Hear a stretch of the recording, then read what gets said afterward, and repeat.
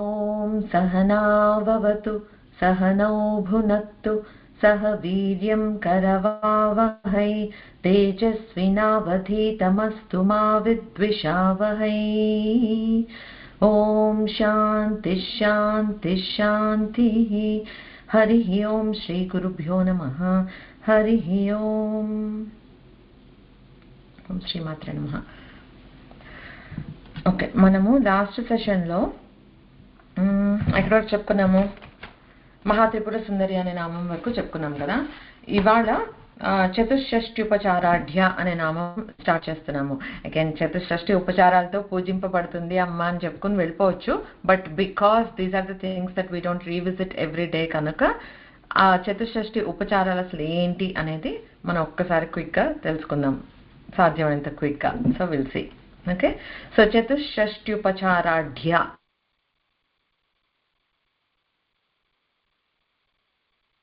చతుషష్ట్యుపచారాఢ్యాయై నమః. Okay, so మనము మహాపూజ్య నామం దగ్గర ఒకసారి చెప్పుకున్నాం ఆల్రెడీ, అమ్మ ఎన్ని రకాలుగా అమ్మ పూజలు అందుకుంటుంది అని. అందులో మనం పంచోపచారాలు, షోడశోపచారాలు, లేకపోతే మానస పూజ ఇవన్నీ చెప్పుకున్నాం. మానస పూజ చెప్పుకున్నాం కదా. అందులో మానస పూజల్లో మనం ఎలా భావిస్తున్నాం అనే దానికి లైట్గానే చెప్పుకున్నాం కదా. ఇక్కడ చతుషష్ఠి ఉపచారాలు అన్న చోట ఏంటి అని అంటే, again these are not the things that we can actually physically do. Okay, so ఆబ్వియస్గా ఇవన్నీ మనం భావనతో మాత్రమే అందించగలిగే ఉపచారాలు, అది కూడా అందుకోగలిగితే. భావనోపనిషత్తు అని ఒక ఉపనిషత్తే ఉంది. అమ్మవారి పూజని ఎలా భావన చేయాలి, శ్రీచక్రాన్ని మనలోనే ఎలా భావన చేయాలి, అసలు అది ఇంకా డెప్త్స్. కానీ మనం మామూలుగా ఉపచారాలంటే మనకు కొంచెం అర్థమవుతుంది కదా, సో వీ కెన్ ఫాలో అవ్వగలుగుతాము. అమ్మ దేహంలో శ్రీచక్రాన్ని చూసుకో అంటే కన్ఫ్యూజన్ ఉండొచ్చు, కానీ అమ్మకి గంధం రాసినట్లుగా చూసుకో, పసుపు రాసినట్లుగా ఊహించుకో అంటే అది భావించగలుగుతాం మనం, రిలేటబుల్గా అనిపిస్తాయి మనకి. సో అందుకని ఇక్కడ చతుషష్ఠి ఉపచారాలుగా ఏం చెప్తున్నారు అనేది మనం చూద్దాం. చతుషష్ఠి అంటే 64. ఓకే, 64 ఉపచారాల గురించి చెప్పుకుంటున్నాం. సో మనము మామూలుగా మనం చూస్తే కూడా లగ్జరియస్ లైఫ్ అని అంటే ఏమనుకుంటాము, లైక్ రాణులు వాళ్ళు ఉన్నారనుకో, బాగా డబ్బున్న వాళ్ళు, వాళ్ళకి జుట్టు మేకప్ చేసే వాళ్ళు ఒకళ్ళు, ఫుడ్ పెట్టే వాళ్ళు ఒకళ్ళు, బెడ్ సరి చేసే వాళ్ళు ఒకళ్ళు, అలాగ రకరకాల మంది ఉండటం అనేది మనం చూస్తుంటాం. సో ఈ లోకంలో ఉండి కొద్దిగా ఐశ్వర్యం ఉన్న వాళ్ళకే అంత భోగాలు, అన్ని ఉపచారాలు అంటే సేవలు, అలాంటి సేవలన్నీ జరుగుతున్నాయి అని అంటే, మరి అమ్మవారి కంటే చేసే వాళ్ళు కూడా మహాపూజ్య. మళ్ళీ మనం ఏం చెప్పుకున్నాము, మహామహుల చేత పూజింపబడే తల్లి, మహా గొప్పగా పూజింపబడే తల్లి అని చెప్పుకున్నాం కదా. సో అలాగా ఇక్కడ అమ్మకి పూజలు అందిస్తున్న వాళ్ళు ఎవరు? ఆ శ్రీచక్రంలో ఆ నవావరణ దేవతలు ఎవరైతే ఉన్నారో ఆ దేవతా స్త్రీలు అమ్మకి ఈ ఉపచారాలు అందిస్తున్నారు.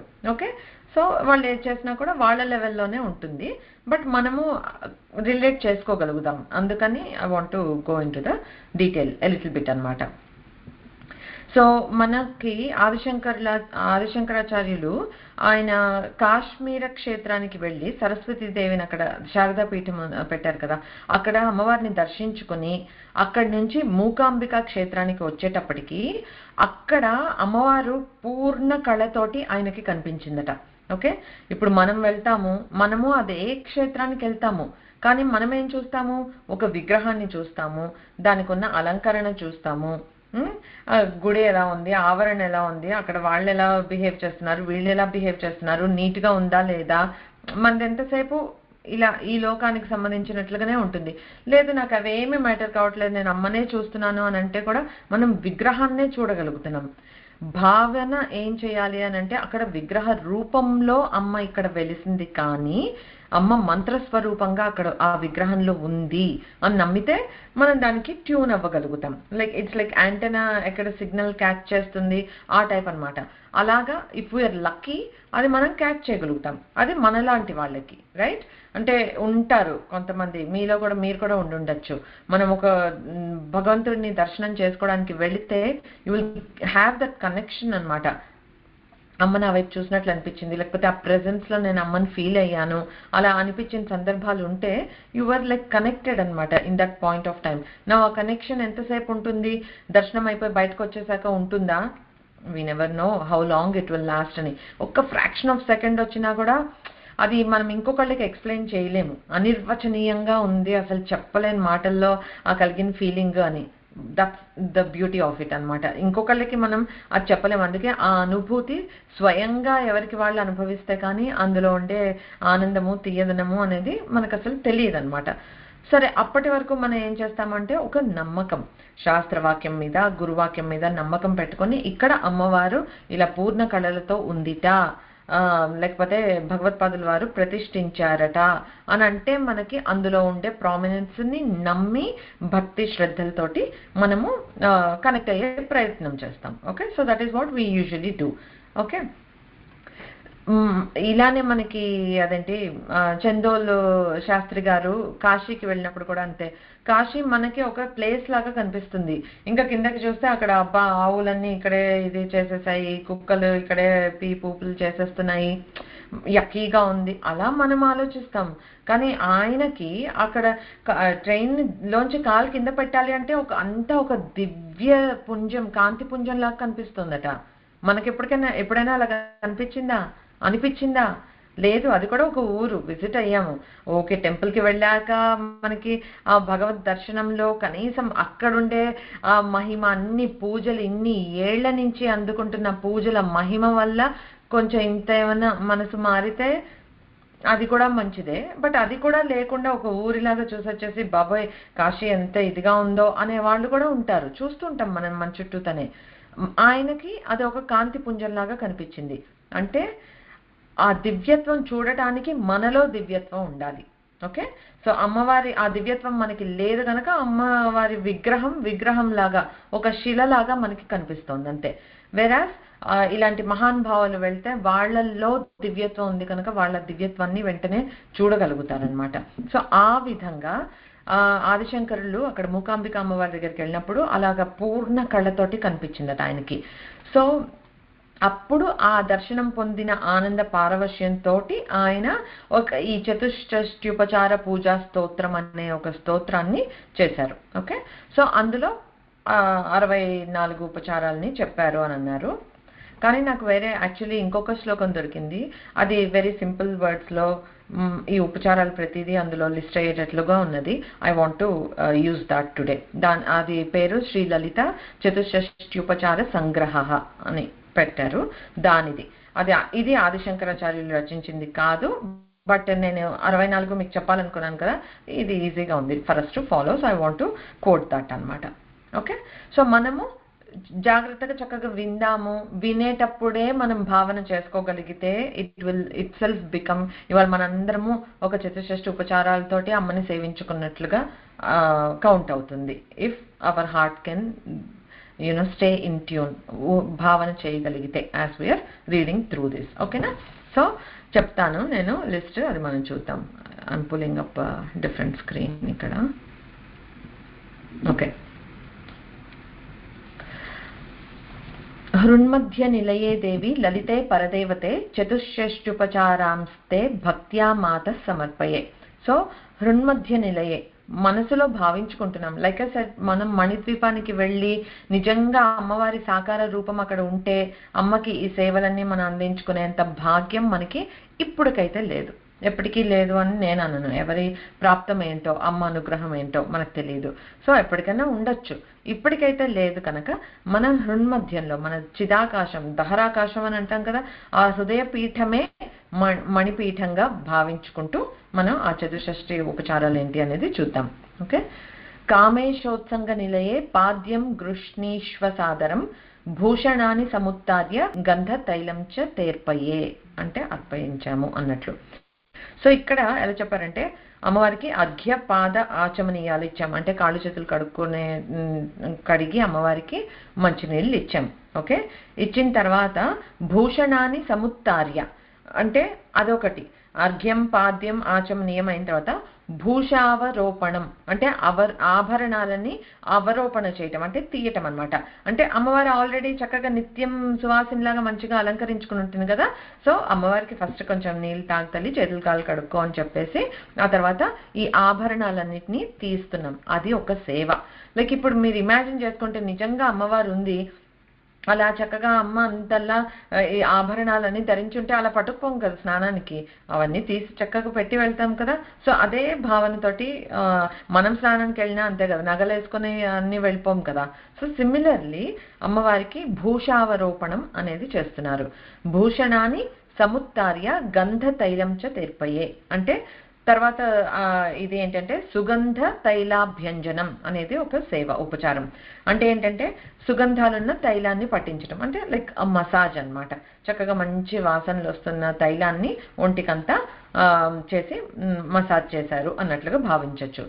స్నానశాలాం ప్రవిశ్యాథ తత్రస్థ మణిపీఠకే ఉపవిశ్య సుఖేనత్వం దేహోద్వర్తనమాచర అంటే మజ్జనశాల ప్రవేశం. ఇక్కడ స్నానశాల ప్రవేశ్య అన్నారు కదా, ఆ ఉపచారం పేరు మజ్జనశాల ప్రవేశం. అంటే స్నానాల గదికి తీసుకుని వెళ్ళటం ఒక వేడుకగా మనం ఊహించుకుంటుంటే, లైక్ మీరు నేను వెళ్తాం బాత్రూంలోకి, is that a big deal, స్నానం చేయాలంటే వెళ్తాము.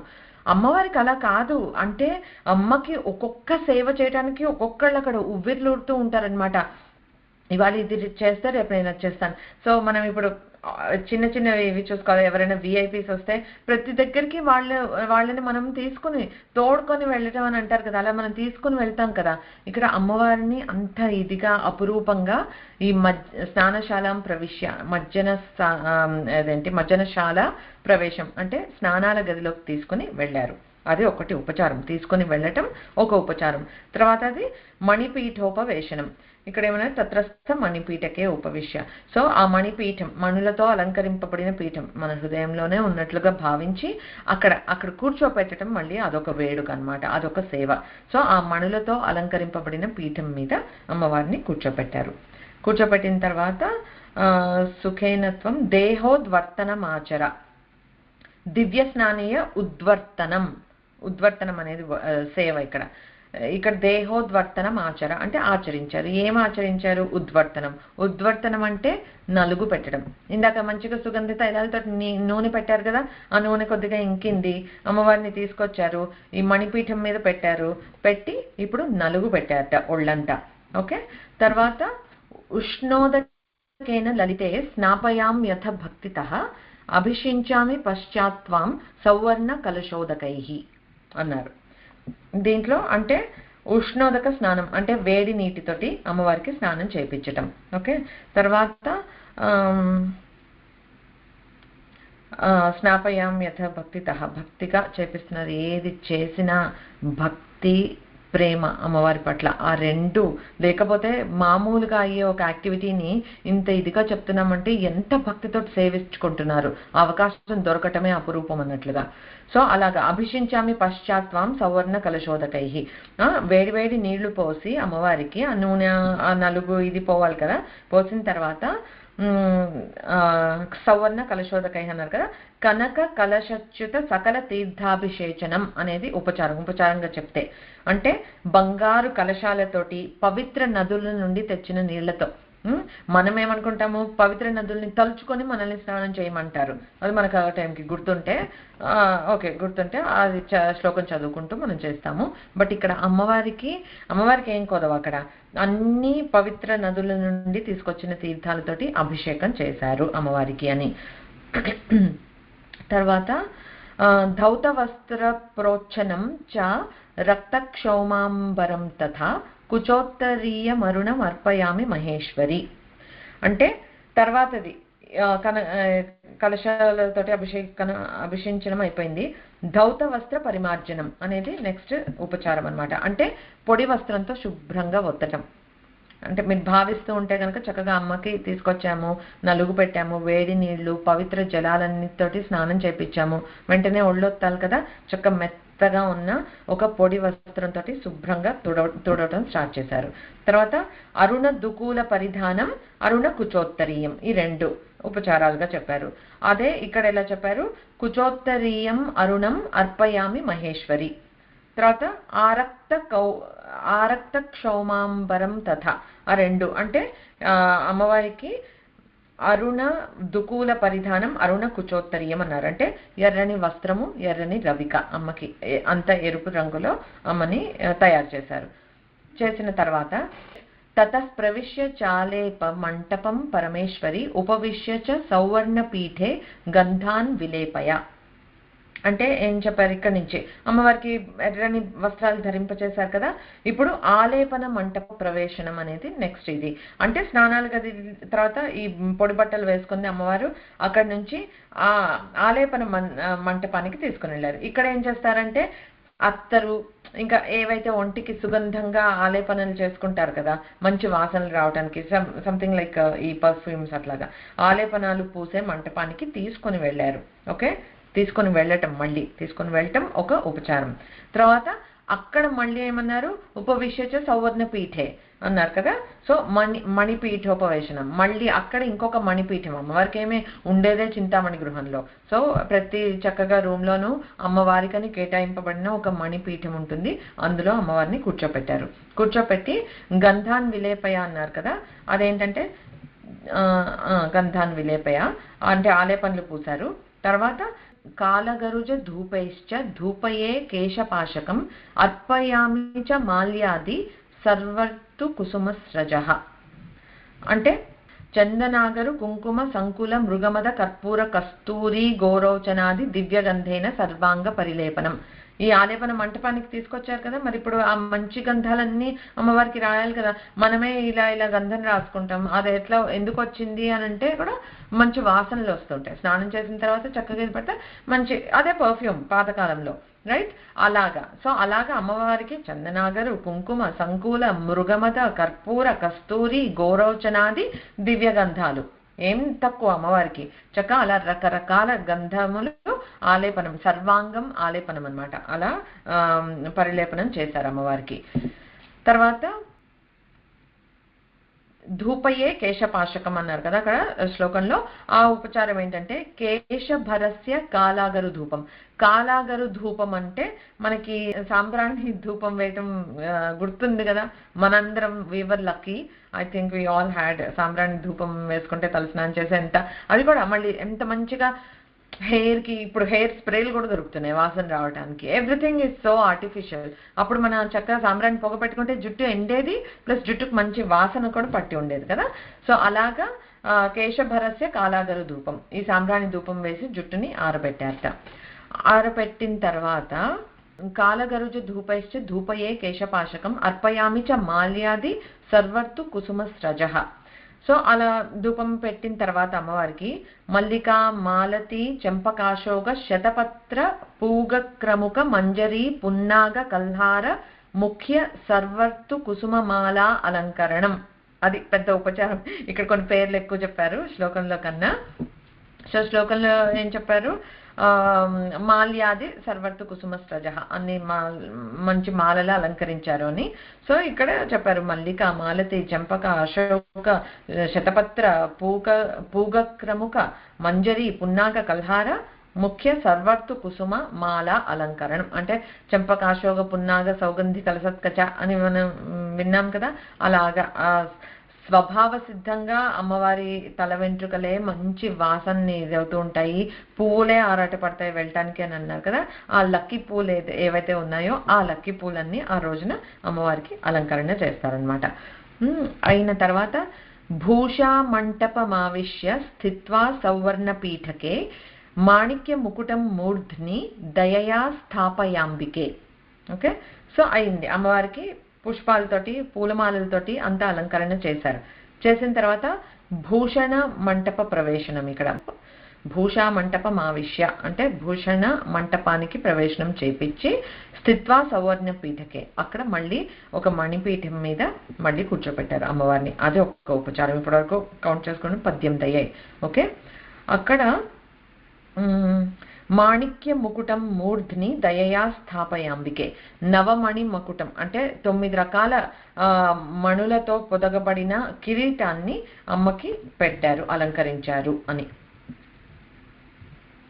పెట్టిన తర్వాత శరత్ పార్వణ చంద్రస్య శకలం తత్ర శోభతాం సింధూరేణ చ సీమంత మలంకురు దయానిధే. ఓకే, సో జుట్టుకి ఇది మణిపీఠోపవేశం చేసిన తర్వాత ఈ మంటపంలో ఏం చేస్తున్నారు, ఫస్ట్ కిరీటం పెట్టారు, నవరత్నాలు మణులు పొదిగి ఉన్న దేంటి కిరీటం పెట్టారు. తర్వాత చంద్రశకలం, అమ్మవారి చందమామని చంద్రశకలాన్ని అలంకరించుకుని ఉంటుంది కదా, అది పెట్టారు. అది పెట్టిన తర్వాత సీమంతే సింధూర తిలకం, పాపిట్లో చక్కగా సింధూరాన్ని పూర్తిగా చెప్పారు. చెప్పి సీమంత మలంకురు దయానిధే. ఓకే, అక్కడి వరకు.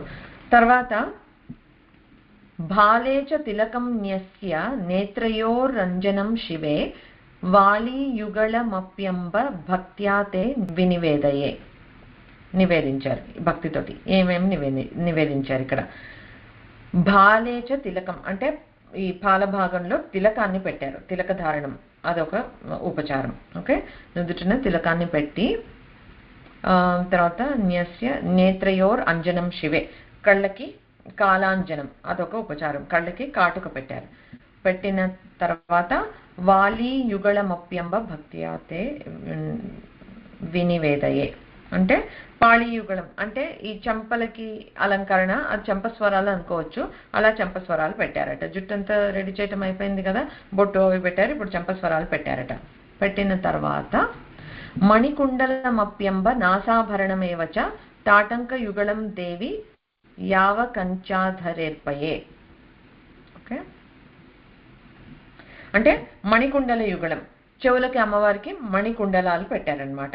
పెట్టి తర్వాత నాసాభరణం ఏవచ, నాసాభరణం అంటే నాసాభరణం అంటే మనలాగా కాదు, చక్కగా అమ్మవారి మంచి ఆభరణాలు, తర్వాత ఇక్కడ బుళాకి దానికి ఒక వేళ్లాడుతున్న మౌక్తికము, చక్కగా అవన్నీ పెట్టి రెండు వైపులా ఈ ముక్కు పుడకలు, ఒకవైపు ఇది అన్ని చక్కగా అమ్మకి అలంకరణ చేశారు. తర్వాత తాటంక యుగళం చెప్పాం. తాటంక యుగళం సో ఇక్కడ ఏమేమి పెట్టారు, ఈ పాళీ యుగళం పెట్టారు, మణికుండల యుగళం పెట్టారు, చెవులకి మణికుండలాలు పెట్టారు, తర్వాత నాసాభరణం పెట్టారు. అక్కడ వరకు ఇందులో అయ్యాయి.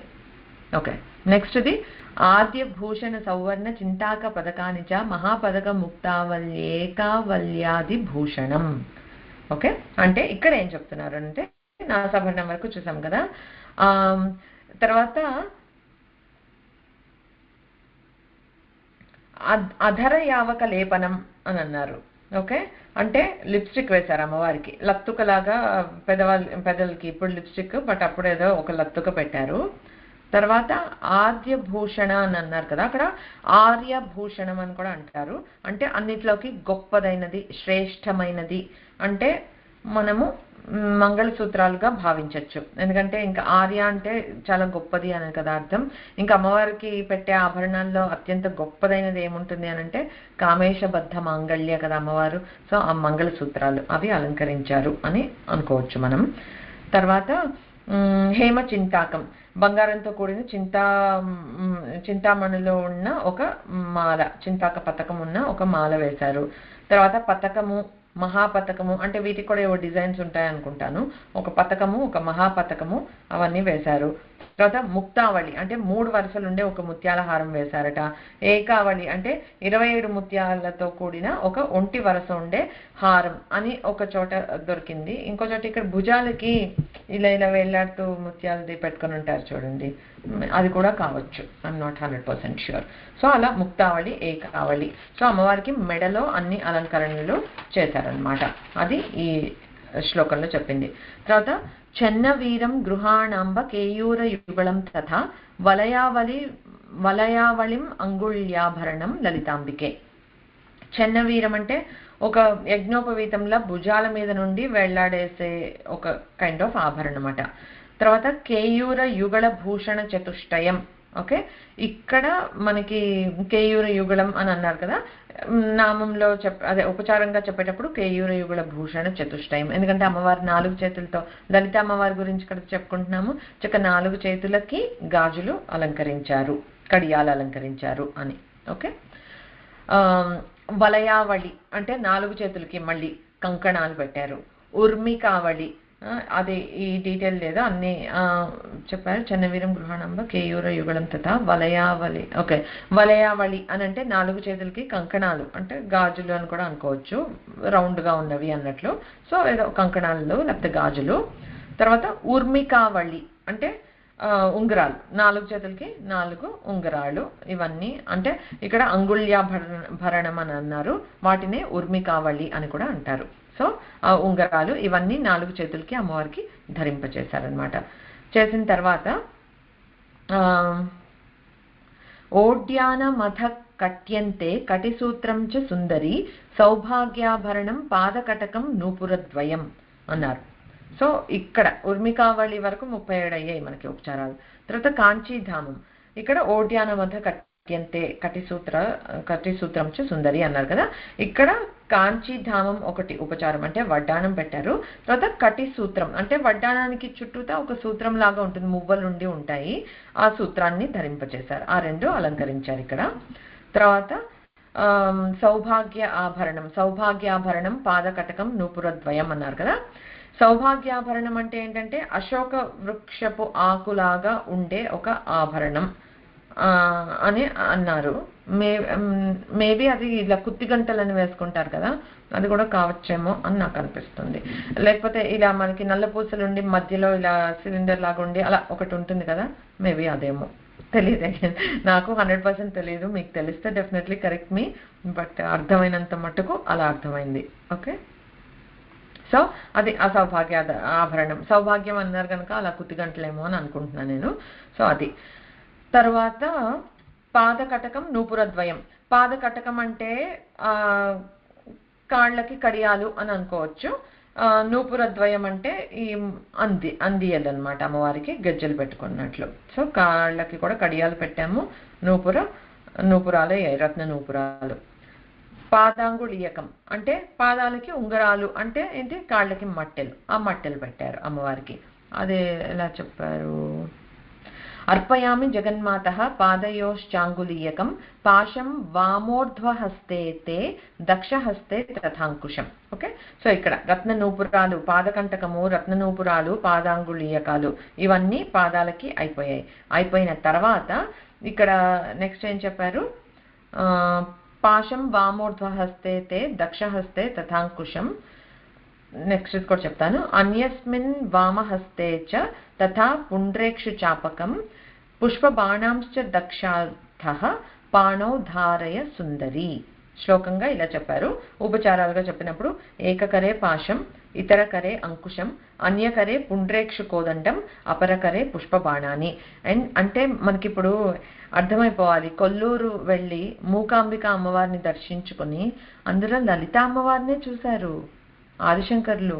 4 చేతులతోటి ఈ అంటే చెరుకు విల్లు పట్టుకొని అమ్మ దర్శనం ఇచ్చింది అని అంటే, ఇంకా ఎవరైనా సరే లలిత వేరు, లక్ష్మి వేరు, పార్వతి వేరు, దుర్గ వేరు, సరస్వతి వేరు అని అంటే ఇంకా మనకి బాధపడాలి మనం, అంతే, అంతకు మించి ఇంకేం చేయలేం.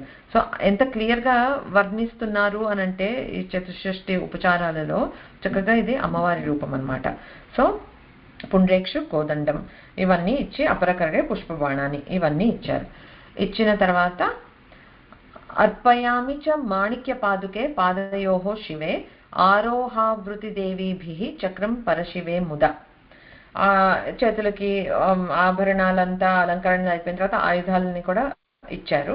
ఇచ్చిన తర్వాత మాణిక్య పాదుకాలు ఇచ్చారు, అంటే మణిమాణిక్యాలతో పొదగబడిన పాదుకలు, చెప్పులు వేశారు అమ్మవారికి. అంత ఫ్రెష్గా క్లీన్ అయింది కదా, సో వచ్చారు.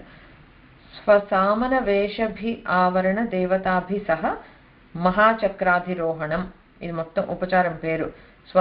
స్వసామన వేషభి అంటే తనలాగా అలంకృతమైన ఆవరణ దేవతలతో కూడుకుని అమ్మవారు బయలుదేరింది. మనం అక్కడ గుర్తుంచుకోవాల్సింది ఏంటి అని అంటే, మనం ఇది భువనేశ్వరి అమ్మవారి గురించి చెప్పుకునేటప్పుడు చెప్పాము, బ్రహ్మ విష్ణు రుద్రులు కూడా అమ్మవారి దగ్గరికి ఆ గడప దాటి లోపలికి వెళ్ళేటప్పటికి అమ్మలాగానే అయిపోయారు. అమ్మలాగా లేని వాళ్ళు అమ్మ దగ్గర ఉండలేరు, అమ్మ దగ్గర ఉన్న వాళ్ళు అమ్మలాగానే ఉంటారు, 2 విధాలుగా అన్నమాట. సో వాళ్ళు కూడా అంతే చక్కగా మంగళకరంగా తయారయ్యి అందరూ బయలుదేరి మహాసింహాసనం వద్దకి తీసుకొని వెళ్తున్నారు అన్నమాట ఇక్కడ. ఓకే. ఆరోహావృతి దేవీభిః చక్రం పరశివే ముదా సమాన వేషభూషాభిః సాకం త్రిపుర సుందరి తత్ర కామేశ వామాంక పర్యంకో ఉపనివేశిని అని అంటే ఇక్కడ ఏం చేశారంటే ఇలా తీసుకుని వెళ్ళి అందరూ ఎక్కడికి తీసుకుని వెళ్ళారు? కామేశ్వరాంగ పర్యంకోపవేశనం, అది కూడా ఒక సేవ. ఎక్కడ అమ్మవారిని ఎక్కడి నుంచి తీసుకుని వచ్చారు? స్వామి దగ్గర నుండి తీసుకుని వచ్చారు. చక్కగా ఈ సేవలన్నీ చేశారు, అమ్మవారిని తయారు చేశారు, చక్కగా మళ్ళీ తీసుకుని వచ్చి కామేశ్వరుని పర్యంకం పైన కూర్చోపెట్టారు. కూర్చోపెట్టిన తర్వాత అమృతాసవపానేన ముదితాం త్వాం సదా భజే శుద్ధేన గాంగతోయేన పునరాచమనం కురు.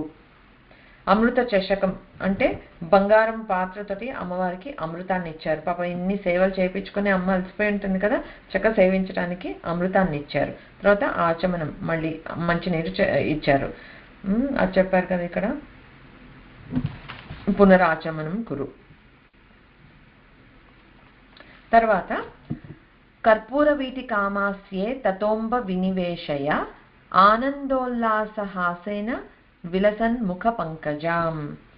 సో కర్పూర వాటిక, సో అమ్మవారికి కర్పూర వాటిక అంటే తాంబూలాన్ని ఇక్కడ ఇచ్చారనమాట. సో అమ్మ ఎప్పుడు తాంబూల పూరిత ముఖి కదా, సో చక్కగా అమృతం తాగింది, తాంబూలం వేసుకొని కూర్చుంటుంది అనమాట అమ్మవారు.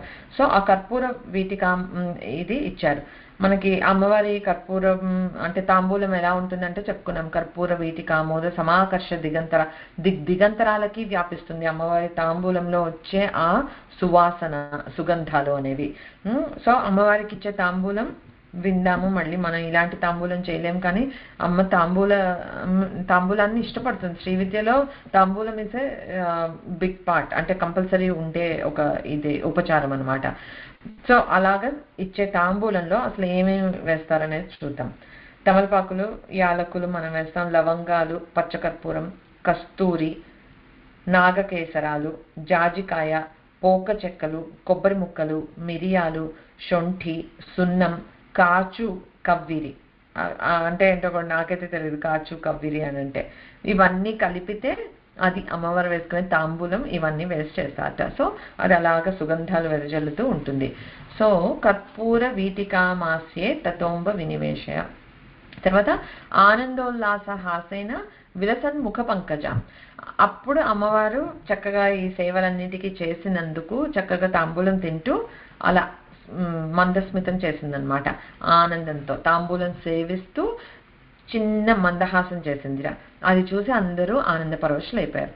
మనం ఏది చేసినా పరమేశ్వరి ప్రీత్యర్థం అని చేస్తాం, మరి డైరెక్ట్గా పాపం ఉపచారాలు చేస్తున్నారు వాళ్ళంతా భక్తితో, శ్రద్ధతో, ప్రేమతో.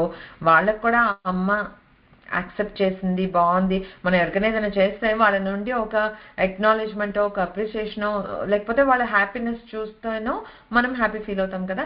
అలాగా అమ్మ తాంబూలం తింటూ చేసిన చిన్న మందహాసంతో వీళ్ళందరూ చాలా ఆనంద పరవశులు అయిపోయారట. అది. సో ఇక్కడికి 54 అయ్యాయి. మంగళ ఆరార్తికం అనమాట తర్వాతది. ఇందులో చెప్పారా, భక్తి మత్కల్పలతికాం కృతిస్యాం త్వాం స్మరన్ కదా మంగళ ఆరార్తికం ఛత్రం చామరం దర్పణం తథా. ఓకే, ఇక్కడ కొన్ని చెప్పారు. మంగళ ఆరార్తికం. ఆరార్తికం అని అంటే ఏంటి? దివ్య హారతులు పట్టడం అనమాట.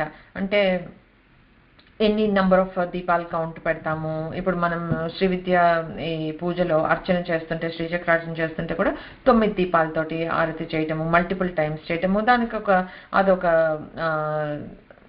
రిచువల్ లాగా ఒకటి ఉంటుంది అనమాట. ఇట్స్ పార్ట్ ఆఫ్ ద శ్రీచక్రార్చన. అలాగే ఇక్కడ అమ్మవారికి దివ్య హారతులు ఇస్తున్నారు. ఎప్పుడు హారతి ఎందుకు అని అంటే, మనం అమ్మవారిని చక్క తనివి తీరా ఇంత బాగా తయారయ్యి వచ్చింది, అమ్మవారి కూర్చుంది, ఇప్పుడు అమ్మకి అలాగా హారతులు చేస్తూ అమ్మని మనం చూసి తరించిపోవాలి అని అనుకుని అలా దివ్య హారతులు ఆరార్తికం అనేది చేశారనమాట. మంగళారార్తికం చేసిన తర్వాత నిఖిల లోకైక సూచిక ముక్తాత పత్రం ఛత్రం. ఓకే, అంటే అది ఇక్కడ ఉపచారంలో చెప్పారు. ఇక్కడ అన్ని కలిపేసి చెప్పేశారు కదా. ఛత్రం చామరం దర్పణం తథా అని చెప్పేశారు. సో దానికి ఉపచారంగా చెప్పినప్పుడు నిఖిల లోకైక సూచిక ముక్తాత పత్రం అనేది చెప్పారు ఛత్రానికి. అంటే ఏంటంటే ముత్యాలు వేళ్లాడుతూ ఉన్న విశాలమైన ఒక తెల్లని గొడుగు పట్టారట అమ్మవారికి. ఇంకా డీటెయిల్ చెప్పారు. ఛత్రం అంటే అమ్మవారికి అలాగా ముత్యాలు తెల్లగా ఉండి విశాలంగా, అమ్మ విశ్వవిగ్రహ, అమ్మకి ఇంకా విశాలమైన ఇది అని అంటే ఎలా పట్టారు. సో మొత్తానికి వాళ్ళు అలాంటి ఛత్రాన్ని సమర్పించారు. తర్వాత చామర యుగళం, చామరాల్ని వీచారు. దర్పణం, మరి అంతా రెడీ చేసిన తర్వాత మనకి ఎవరైనా జడేస్తున్నారు ఏదో అంటే ఉండి ఒకసారి అద్దంలో చూసుకొని అని అద్దం పట్టు కూర్చుంటాం మనమైతే. అమ్మవారు చక్కగా సేవలన్నీ చేయనిచ్చి ఆ తర్వాత చక్కగా ఒకసారి ఇప్పుడు దర్పణం చూపించారట.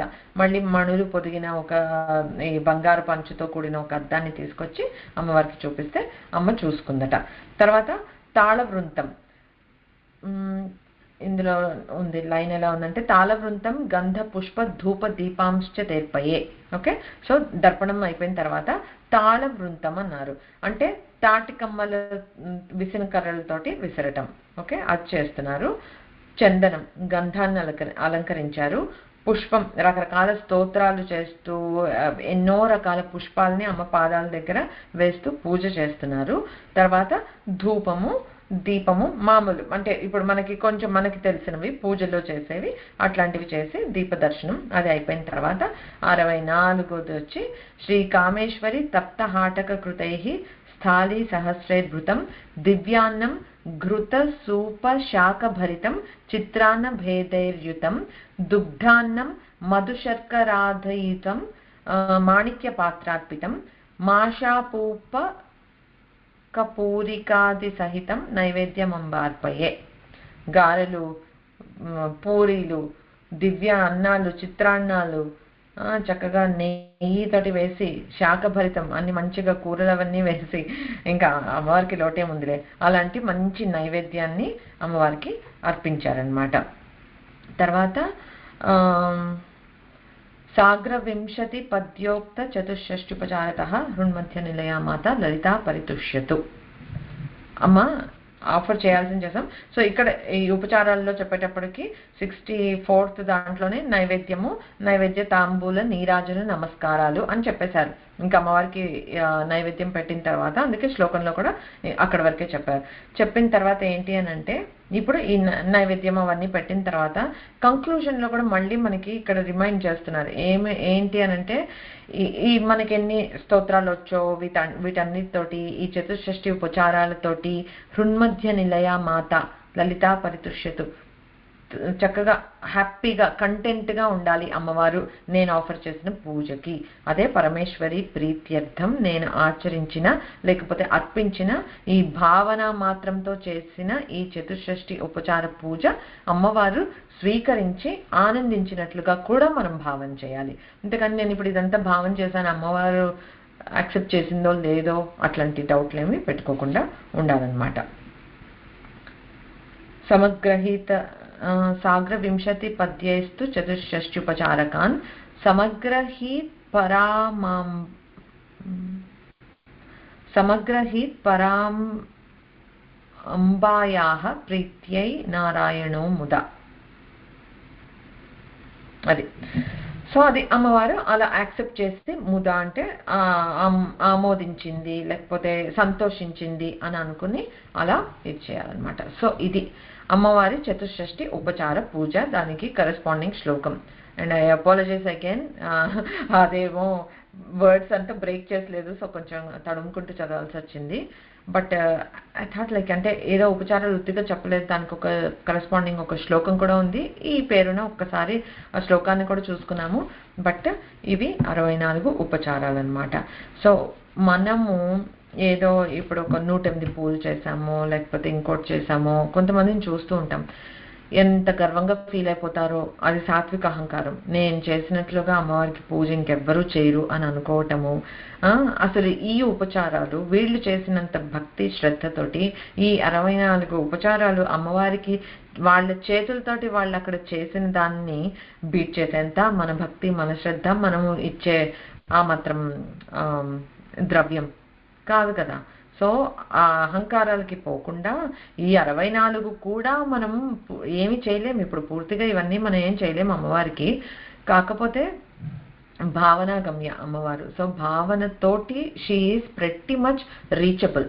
సో ఆ భావంతోటి ఈ చతుషష్ఠి ఉపచారాలని అమ్మ చక్కగా యాక్సెప్ట్ చేస్తుంది. ఆ నమ్మకంతో హాయిగా మనం ఊహించుకొని భావన చేసుకుంటూ చదువుకున్నా కూడా సరిపోతుంది అంతే. ఓకే, ఇందులో ఏది పెద్ద మనకి తెలియనిది కాదు, but it's like we never do it to anyone. కాకపోతే అలా ఊహించుకుంటూ ఉంటే నిజంగా అమ్మ మనకు కనిపిస్తే ప్రతి కదలిక మనకు ఒక వేడుకే కదా. అమ్మకి ఏ చేయాలన్నా మనం ఎంత ఇచ్చేస్తాం అసలు. అరే ఒక పెళ్లికి అవుతుంటే పెళ్లి కూతురు ఉందంటేనే కాలు కింద పెట్టకుండా అన్నట్లుగా చూసేసుకుంటూ ఉంటాం. అట్లాంటిది అసలు అమ్మవారు వచ్చిందంటే మనం ఇంకెన్ని ఉపచారాలు చేస్తామో, మేబీ 64 కన్నా ఇంకా ఎక్కువ చేస్తామేమో, వి నెవర్ నో. బట్ అవకాశం లేనంత వరకు మనకు ఒకటి ప్రిస్క్రైబ్ చేశారు కనుక, ఎవరో చేసిందే చెప్పారు కనుక చక్కగా మనం అది పట్టుకొని ఫాలో అయిపోతే సరిపోతుంది. సో ఇది చతుషష్ఠి ఉపచారాలు అనంటే, చతుషష్ఠి ఉపచారాఢ్య అంటే ఈ చతుషష్ఠి ఉపచారాల ద్వారా పూజింపబడేది, అమ్మవారు ఆరాధింపబడేది అన్నమాట. ఓకే, నెక్స్ట్ నామం వచ్చి చతుషష్ఠి కళామయి.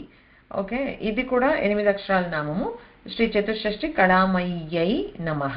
ఓకే, సో నామంగా చెప్పుకుంటే దీనికి ఏమంటే కళ అంటే ఒక ఆర్ట్, స్కిల్, కౌశలాన్ని కూడా కళ అని అంటారు. ఒక ఆర్ట్ ఉంటే దాన్ని కళ అని అంటారు. నాలెడ్జ్ ఉన్నా కూడా కళ అంటారు. పార్ట్ కూడా కళ అంటారు. కళకి అంటే చాలా వర్డ్స్ ఉన్నాయి. సో ఇక్కడ మనం చెప్పుకుందాం అంటే ఒక ఎనీ కైండ్ ఆఫ్ విద్య, కౌశలము అంటే జ్ఞానం కానీ, ఒక స్కిల్ కానీ ఏదన్నా ఉంటే దాన్ని కళ అని చెప్పుకుందాం ఈ నామం కాంటెక్స్ట్లో. ఓకే, మనకి శివానంద లహరి ఓపెనింగ్ శ్లోక కళాభ్యాం చూడాలనుకృత శశి కళాభ్యాం అని అక్కడ కళ తోటే మొదలైంది. ఓకే, అంటే మరి ఆదిశంకరులు అంతటి వాళ్ళు కళతోటి ఒక సహస్రాన్ని అంటే శత శ్లోకాలు ఉండే దీన్ని మొదలు పెట్టారు అని అంటే కూడా ప్రామినెన్స్ ఏంటో మనం చూడాలన్నమాట.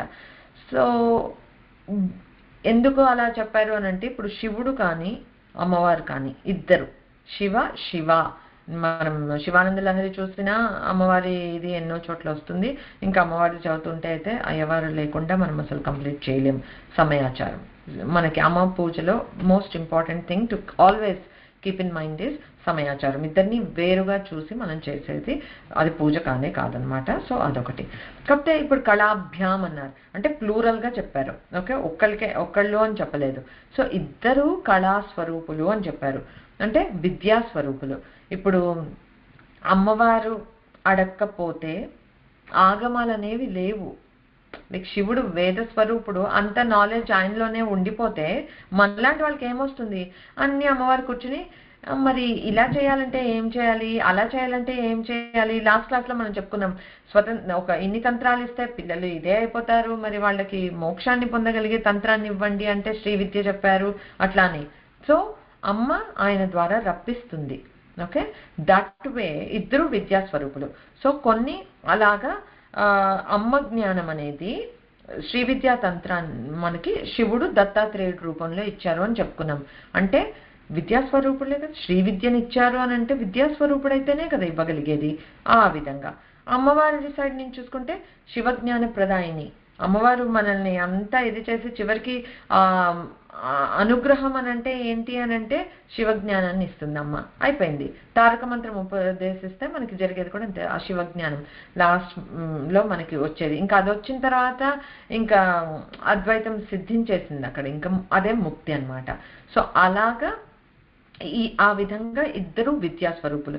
ఒకళ్ళ విద్యని మరొకరు గురువై ఇస్తున్నారు. ఎందుకంటే వాళ్ళని మించి ఇంకెవరూ లేరు. ఆ విద్య వాళ్ళ నుండి రావాల్సిందే, ఎందుకంటే వాళ్ళే ఆది ఈ సృష్టి మొత్తానికి. సో వాళ్ళ నుండి రావాలి అని అంటే ఇంకో ఎవరు రప్పిస్తారు? అందుకని అమ్మ అడిగి అయ్యవారి నుంచి, తర్వాత అయ్యవారి విద్య అమ్మ నుండి అలానే మనకి వస్తాయన్నమాట. సో ఇద్దరు విద్యా స్వరూపులు. అలాగా సో ఇప్పుడు ఎలా అయితే కళాభ్యాం అని చెప్పిన దాంట్లో 2 అని చెప్పుకున్నాం, ఇద్దరికి సంబంధించింది అని చెప్పారు, అదొకటి కదా. ఇంకొక విధంగా చూస్తే కళల్లో కూడా 2 రకాలు ఉన్నాయి అన్నట్లుగా చెప్పుకోవచ్చు మనం. అంటే విద్యల్లో 2 రకాల విద్యలు ఉన్నాయి అన్నట్లుగా. విద్యా కళలు, వృత్తి కళలు. ఓకే, అంటే కొన్నేమో నాలెడ్జ్కి సంబంధించినవి, కొన్ని స్కిల్స్ అంటే వృత్తి వ్యాపారాలు చేయడానికి కావాల్సినవి. అలా సెగ్రిగేట్ చేస్తే అవి ఒక 64, ఇవి ఒక 64 అలా ఉన్నాయి. సో మొత్తం 128 కళలు ఉన్నాయన్నమాట. సో అవేంటో తెలుసుకుందాము. కొన్ని అయితే ఇప్పటికీ ప్రచలనంలో ఉన్నాయి, మనకు తెలుస్తాయి, కొన్ని రిలేట్ అవ్వగలుగుతాం. కొన్ని మనం విన్నాము అని అనిపిస్తుంది, ఏ పూర్వకాలంలోనో లేకపోతే నానమ్మలు చెప్తేనో ఏదో కథల్లోనో ఎక్కడో వినుండొచ్చు. కొన్ని అయితే ఎక్స్టింక్ట్ అయిపోయాయి కూడా. సో మిగతా ఏమైనా కొన్ని ఉండి ఎక్స్టింక్ట్ అవ్వకుండా చూసుకునే బాధ్యత మనలాంటి జనరేషన్ మీదే ఉంది. పెద్ద జనరేషన్ వాళ్ళు ఎన్నేళ్ళు ఉంటారు, వాళ్ళ తర్వాత అందుకే ఇప్పుడు మనకి ఈ వర్ణాశ్రమ విధాయిని అని అంటారు. ఎవరిని ఒక కుటుంబంలో పుట్టిస్తే, సే ఫర్ ఎగ్జాంపుల్ ఒక శిల్పులు ఉన్నారు, ఆ శిల్పుల కుటుంబంలో పుట్టి వాళ్ళు శిల్పకళ నేర్చుకోకుండా వాళ్ళు కూడా ఇంకా ఐటీ అని లేకపోతే ఇంకోటని, that is where the problem is. అంతకుముందు ఈ డిస్పారిటీ ఉండేది కాదు ఈ ఇన్కమ్లో, వాటిలో అందరి లైఫ్లో ఒక రకంగా ఉండేది. ఇప్పుడు ఏంటంటే ఇంగ్లీష్ చదివిన వాళ్ళకే మనుగడ మంచిగా సాగుతోంది, డబ్బులు బాగా వస్తాయి అనేటప్పటికీ ఇట్లాంటి వృత్తి విద్యలు లేకపోతే ఆచారంగా వాళ్ళకి కుల వృత్తులు అని అంటారు కదా, ఆ కుల వృత్తులు అవన్నీ పోతున్నాయి. బికాస్ పీపుల్ ఆర్ ఎవరికైనా నువ్వు ఎన్ని కబుర్లైనా చెప్పు, కడుపు నిండా తినడానికి అన్నము ఇల్లు కావాలి అని అంటే డబ్బులు కావాల్సిందే కదా. ఎండ్ ఆఫ్ ద డే మనం ఏం చేసినా ఎంత చేసినా కోటి విద్యలు కూటి కొరకే అని అంటారు కదా, అలాగా అది రావట్లేదు అన్నప్పుడు పాపం మూవ్ అయిపోతున్నారు. అది వాళ్ళ తప్పు అనటానికి లేదు, కానీ కాపాడుకోవాల్సిన ఇది మన జనరేషన్ మీద ఉంది. లేదు అని అంటే all of these kind of skills will become extinct very soon. అప్పుడు శిల్పకళ అనేది ఒక థింగ్ ఆఫ్ పాస్ట్ లాగా మిగిలిపోతుంది. సో అది కూడా మనం చూసుకుంటూ ఉండాలి.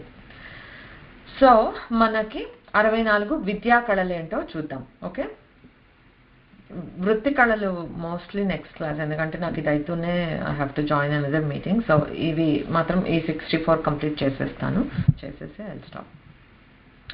ఈ విద్యా కళలు, ఓకే, వృత్తి కళలు మళ్ళీ చూద్దాం. విద్యా కళలు 64 అని చెప్పుకున్నాం. ఇందులో 4 చతుర్విద్యలు అని చెప్పారు. అవి ఏంటంటే అన్వీక్షకి, త్రయీ, వార్త, దండనీతి. ఓకే, అన్వీక్షకి అని అంటే ఏంటంటే ఒక లాజిక్, తర్కం అన్నమాట. అంటే ప్రతిదానికి ఒక విషయాన్ని ఒక ప్రత్యక్షంగా కానీ ఒక ఇన్ఫరెన్స్ తోటి, అనుమాన ప్రమాణాలతో కానీ ఒక ప్రూవ్ చేయటం అన్నమాట. సో దాని ద్వారా వివరించే విద్యని అన్వేషికి అని అంటారు. So it's more logical. త్రయీ అంటే వేదత్రయాలని అభ్యసనం చేసి అందులో ఉండే ధర్మసారాన్ని అవపోషణ పట్టడాన్ని త్రయీ అని అంటారనమాట. వార్త అంటే ఆర్థిక విషయాలు, వ్యవసాయము, పశుపాలన, క్యాటిల్ రేరింగ్, తర్వాత వాణిజ్యం అంటే ట్రేడ్, ఇట్లాంటి వాటికన్నిటికి సంబంధించిన విషయాలు, జ్ఞానము వార్త అంటారు. తర్వాత దండనీతి, దండనీతి అంటే శిక్ష, పాలన, లా అండ్ ఆర్డర్ అని అనుకోవచ్చు, దానికి సంబంధించిన విద్య.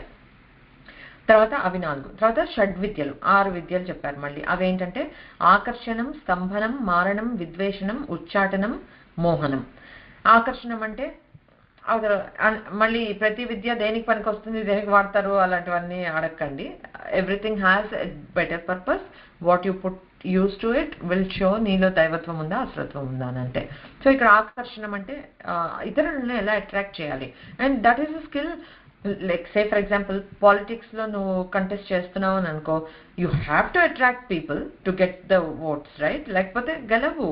సో ఆకర్షణం అనేది తప్పు కాదు.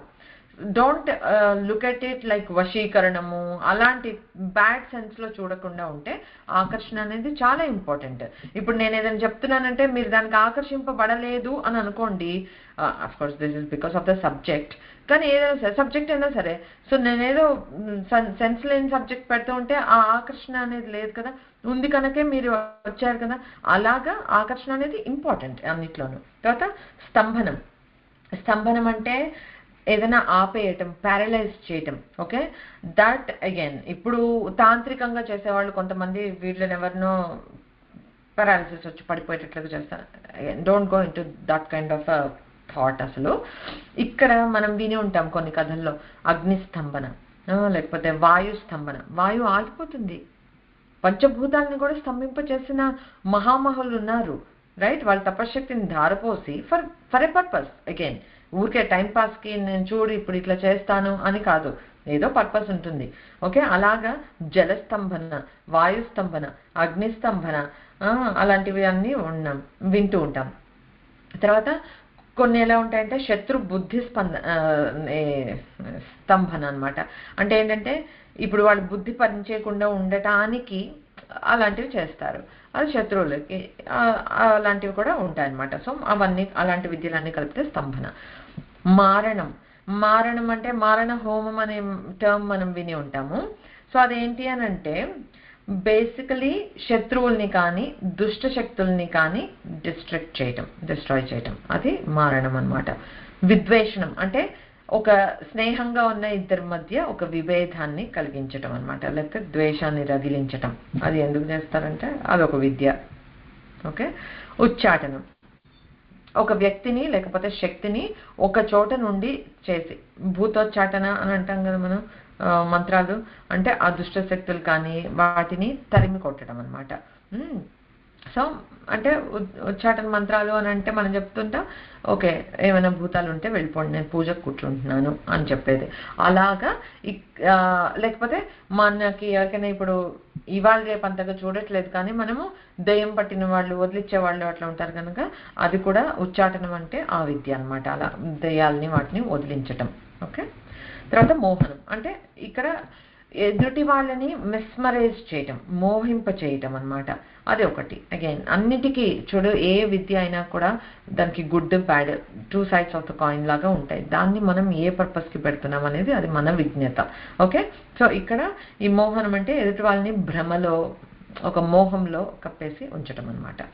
అవి 6 షడ్విద్యలు. తర్వాత చతుర్వేదాలు తెలిసిందే. ఋగ్వేదము పూర్తిగా క్షుణ్ణంగా వేదాన్ని అభ్యసించడం, యజుర్వేదము, సామవేదము, అథర్వణ వేదం. ఓకే, అవి 4. తర్వాత ఇక్కడ వరకు 14 అయ్యాయి. తర్వాత షడ్వేదాంగాలు, తర్వాత వేదాంగాలు ఉన్నాయి. శిక్ష, వ్యాకరణం, ఛందస్సు, నిరుక్తం, జ్యోతిష్యం, కల్పం, ఇవి 6 వేదాంగాలంటే.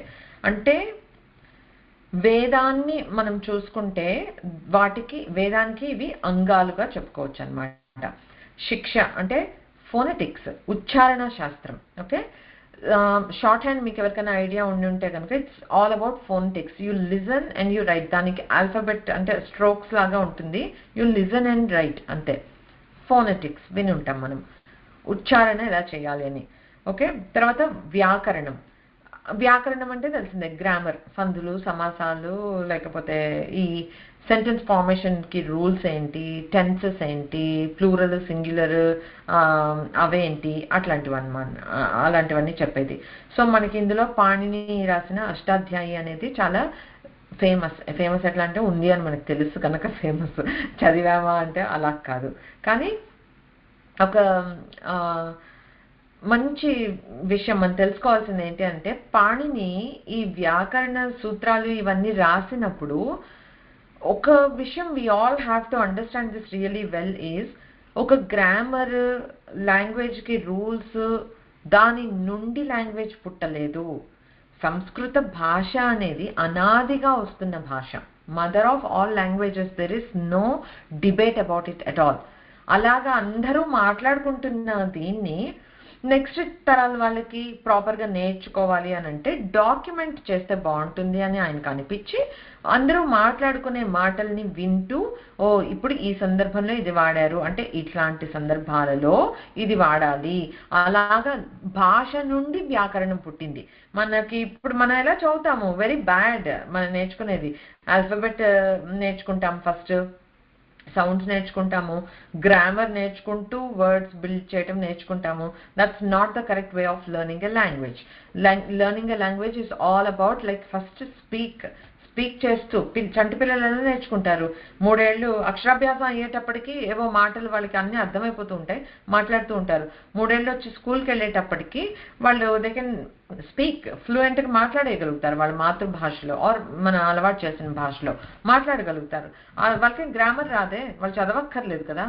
సో ఇప్పుడు మీరు చూస్తే ఎన్ని సంస్కృత భారతి కానీ అదర్ ఇన్స్టిట్యూట్స్ కానీ సంస్కృతం ఎలా నేర్పిస్తారు? అందుకే మనకి నేర్చుకో, ఆల్ఫాబెట్, రీడింగ్, వ్యాకరణం అంతా very important. But spoken English లాగా స్పోకెన్ సంస్కృతం నేర్చుకోండి. You can do that. That is the methodology they are taking which is awesome, right? So అసలు భాష నుండి అలా వ్యాకరణం వచ్చిందనమాట. తర్వాత ఛందస్సు అంటే మనకు తెలుసు, ఇప్పుడు మంత్రాలు, స్తోత్రాలు, వీటిలో అక్షరాలు, ఎన్ని అక్షరాల సంఖ్య ఎట్లా ఉండాలి, పాదాలు 4 పాదాలు ఉంటాయా, 2 పాదాలు ఉంటాయా, ఎలా అమర్చాలి, దాని మీటర్ ఏంటి, అట్లాంటివన్నీ చెప్పేది అది ఛందస్సు అనమాట. ఆ రూల్స్ అన్నీ ఉంటాయి అందులో. మనకి కొన్ని తెలిసిన ఛందస్సులో గాయత్రి ఛందస్సు తెలుసు, పంక్తి తెలుసు, అనుష్టుప్ తెలుసు, త్రిష్టుప్ తెలుసు. అవి కొన్ని ఎగ్జాంపుల్స్, బట్ ఇంకా చాలా ఉన్నాయి. సో అది ఛందస్సు. తర్వాత నిరుక్తం నేను విని ఉంటారు మల్టిపుల్ టైమ్స్. ఇది వేదాల్లో ఉండే పదాలకి డిక్షనరీగా భావించవచ్చు. ఓకే, రెగ్యులర్ డిక్షనరీ కాదు, వేదాలకి డిక్షనరీ అని అనుకోవచ్చు. అంటే పదాల ఆ ధాతు రూపం ఏంటి, ఆరిజిన్ వర్డ్ ఏంటి, ఎట్లా డిరైవ్ అయ్యింది, అలాంటి మంచిగా చెప్తుంది, మోర్ దాన్ ఏ డిక్షనరీ. ఓకే, తర్వాత జ్యోతిష్యం అంటే గ్రహాల గతులని స్టడీ చేస్తూ ఆ గ్రహాల ఇన్ఫ్లుయెన్స్ మన జన్మ తార మీద ఎట్లా ఉంది, ఇప్పుడు ఇవాళ ఉన్న తార లేకపోతే ఇప్పుడున్న గ్రహస్థితుల్ని బట్టి ఇంపాక్ట్ ఎట్లా ఉంటుంది అనేది చెప్పటం మనకు అందరికీ ఐడియా ఉంది. కాలగణనము చేస్తాము, ప్లస్ ప్రిడిక్షన్స్ అవి కూడా చేస్తాం. తర్వాత కల్పం, 6వది వేదాంగం. సో మనం చేసే విధి విధానాలు, రిచువల్స్ ఇవన్నీ ఉంటాయి అన్నమాట. అలాగే ఏ మంత్రాన్ని ఏ సందర్భంలో వాడాలి, ఏంటి ఎలా ప్రయోగం చేయాలి, ప్రయోగ శాస్త్రము ఒకటి ఉంటుంది. ఏ మంత్రాన్ని ఎన్నిసార్లు ఎలా జపం చేయాలి. అందుకే మనకి ఇప్పుడు గ్రహ శాంతులు చేయాలి అని అంటే ఈ గ్రహానికి ఈ మంత్రం ఇన్ని లక్షల సార్లు జపం చేయాలి, ఇట్లా హోమం చేయాలి, ఇవి దానాలు చేయాలి, అలాంటివన్నీ చెప్పేవి కల్పోక్త ప్రకారేణ అని అంటారు కదా. ఆ కల్పంలో అలాంటివన్నీ చెప్పబడి ఉంటాయి అన్నమాట. పూజలు, వ్రతాలు, శాంతులు, హోమాలు, అలాంటివన్నీ. ఓకే, సో అది షడ్వేదాంగాలు అన్నమాట. వేద పురుషుడి బాడీ అని అనుకుంటే, పురుషుడుగా వేదాలని ఒక పురుషుడిగా ఒక బాడీగా మనం చూసుకుంటే, ఇందులో శిక్ష అనేది నాసిక, వ్యాకరణం అనేది ముఖం, ఛందస్సు అనేది పాదాలు, నిరుక్తం అనేది చెవులు, జ్యోతిష్యం నేత్రాలు, కల్పం అనేది హస్తాలు అని చెప్తారు. సో ఇవి షడ్వేదాంగాలు. ఓకే, తర్వాత 8 శాస్త్రాలు, ఇప్పటివరకు 20 అయ్యాయి. 8 శాస్త్రాలు: మీమాంస, న్యాయశాస్త్రం, పురాణం, ధర్మశాస్త్రం, ఆయుర్వేదం, ధనుర్వేదం, నీతి శాస్త్రం, అర్థశాస్త్రం. ఇవి శాస్త్రాలు అనమాట. మీమాంస అంటే ఏంటంటే పెద్ద మీమాంసలో పడ్డామే అని అనుకుంటుంటామే మనం. సో వేదాలలో ఈ కర్మకాండలో యజ్ఞాలు, ఉపనిషత్తుల్లో జ్ఞానాన్ని ఎట్లా అర్థం చేసుకోవాలి అనే దానికి చర్చ. మనకి ఎప్పుడు చర్చల్ని ఖండించలేదు. మనకి గుర్తుంటే ఇప్పుడు ఆదిశంకరులు దిగ్విజయ యాత్ర అని చెప్తారు. ఏం చేశారు ఆయన? ప్రతి చోటకి వెళ్ళి అద్వైతాన్ని ఎలా ప్రతిష్ఠ చేస్తారు? చర్చ ద్వారా అన్నమాట. ఎవరిని లైక్ నువ్వు ఇందులోకి మారిపో అలాంటివేం లేదు.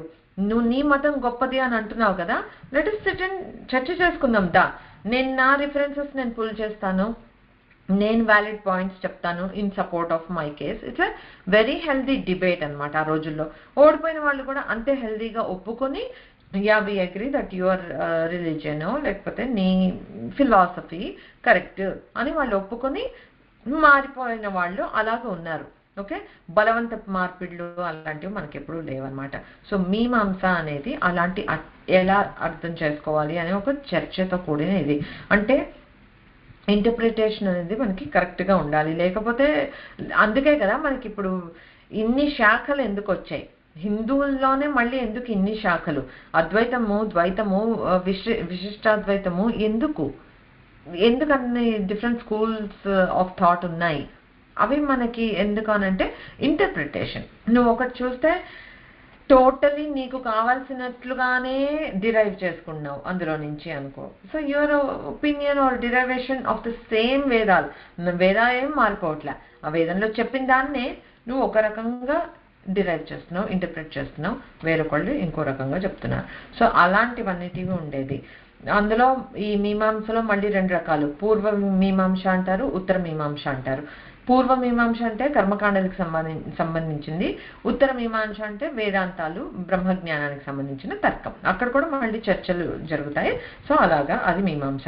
న్యాయశాస్త్రం దీన్నే ప్రమాణ శాస్త్రం అని కూడా అంటారు. అంటే వాదన ఏదైనా వస్తే, దేని గురించన్నా ఒక ఆర్గ్యుమెంట్ వచ్చింది, ఎట్లా మనం దాన్ని సాల్వ్ చేయాలి, అలాంటి ఆర్గ్యుమెంట్స్ని ఒక 2 పార్టీలు వచ్చి ఒక 2 విధాలుగా చెప్తే దాన్ని సాల్వ్ ఎలా చేస్తావు నువ్వు అనేది చెప్పే ఒక న్యాయశాస్త్రం. న్యాయం ఏది అని ఎలా నిర్దేశించాలి అని చెప్పేది న్యాయశాస్త్రం అన్నమాట. దీన్ని గౌతమ మహర్షి మూలకర్త, ఆయన రాశారు. తర్వాత పురాణం, వేదాల్లో ఉండే నాలెడ్జ్ అపారమైనది. ఇట్స్ హార్డ్ టు అండర్స్టాండ్ వేదాలు. ఎంత వేదాల్లో మనం చెప్పుకున్నాం, అంత పెద్ద వేదరాశిలో ఇంత మిగిలింది, అందులో మనకి ఎంత వచ్చు, ఏమీ రాదు.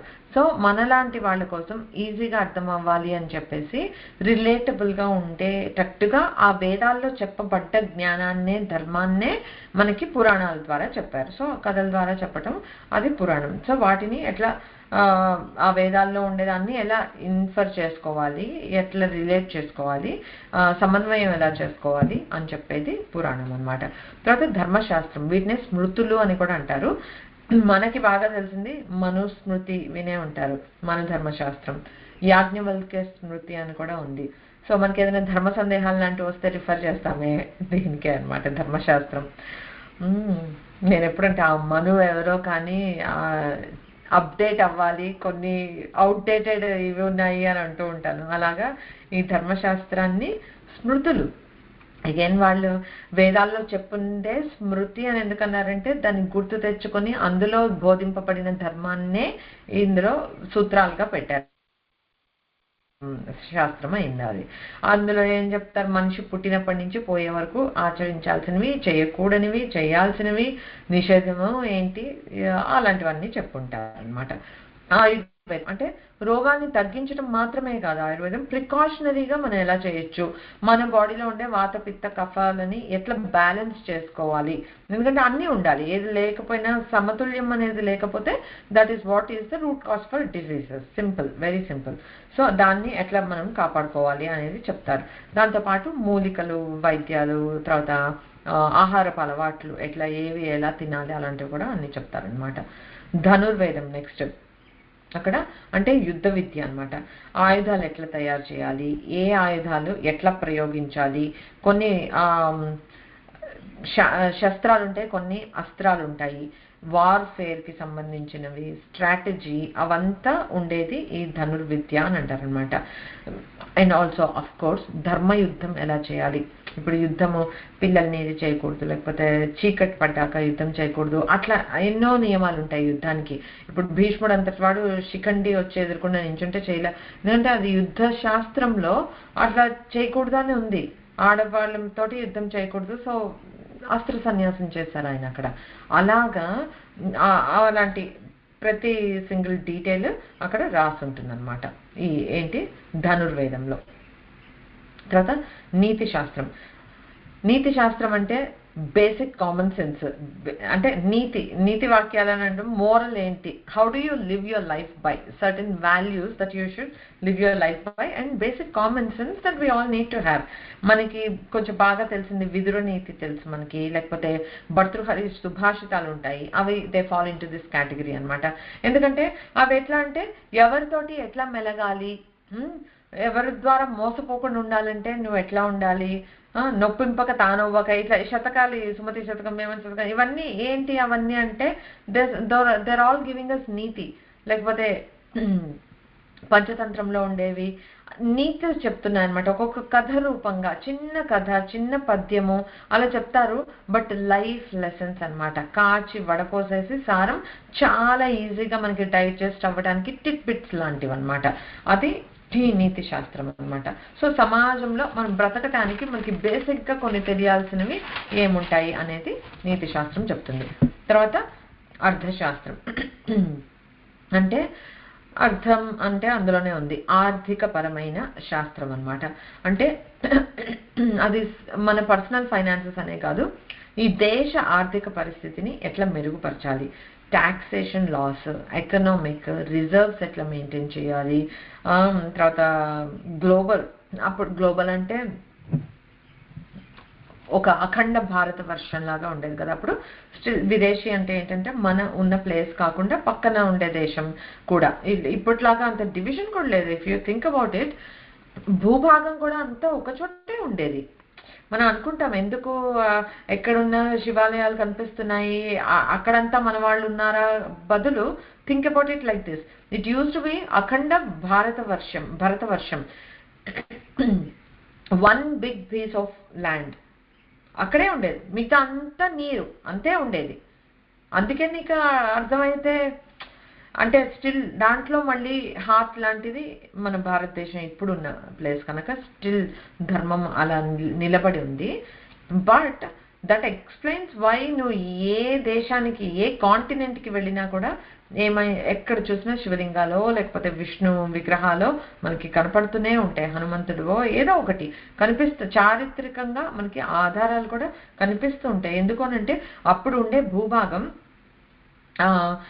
దట్ వాటర్ రాసుకొని పోవటం వల్ల భూమి మూవ్ అవుతూ ఉంటుంది, తెలుసు కదా. We all know that, like we're think about this, ఈ ఎర్త్ లో మనం ఎక్కడైతే ఉన్నామో ఇట్స్ ఫ్లోటింగ్, ముప్పాతిక వాటర్ ఉంది, అందులో ఫ్లోట్ అవుతున్నాం. ఇప్పుడు కొన్ని ఐలాండ్స్ చెప్తారు, ఎన్ని ఐలాండ్స్ మనం చూస్తున్నాగా కనుమరుగైపోతున్నాయి, మళ్ళీ అదే వచ్చి ఒక బ్రేక్ త్రూ అయితే ఒక డివిజన్ వచ్చేయచ్చు, అలా కూడా అవుతుంది. సో అలాగ విడబడినవే మిగతా వచ్చే కాంటినెంట్స్, కానీ అంతకుముందు మొత్తం కలిపి ఒకటే భారతవర్షం.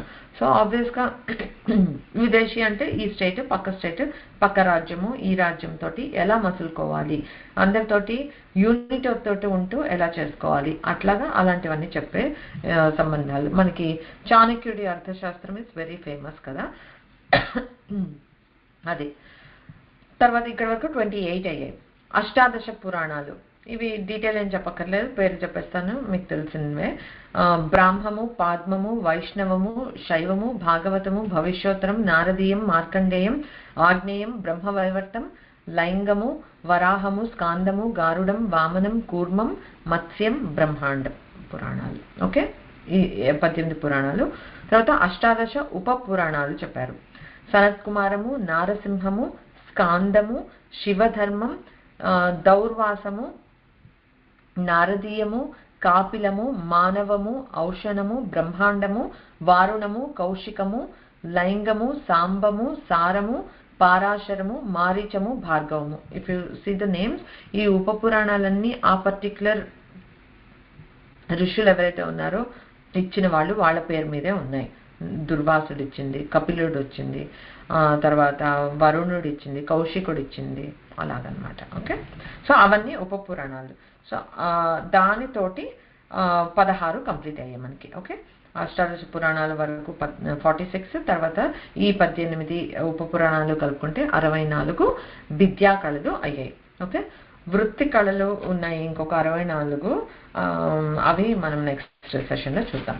ఓకే, ఓం పూర్ణమదః పూర్ణమిదం పూర్ణాత్ పూర్ణముదచ్యతే పూర్ణస్య పూర్ణమాదాయ పూర్ణమేవావశిష్యతే.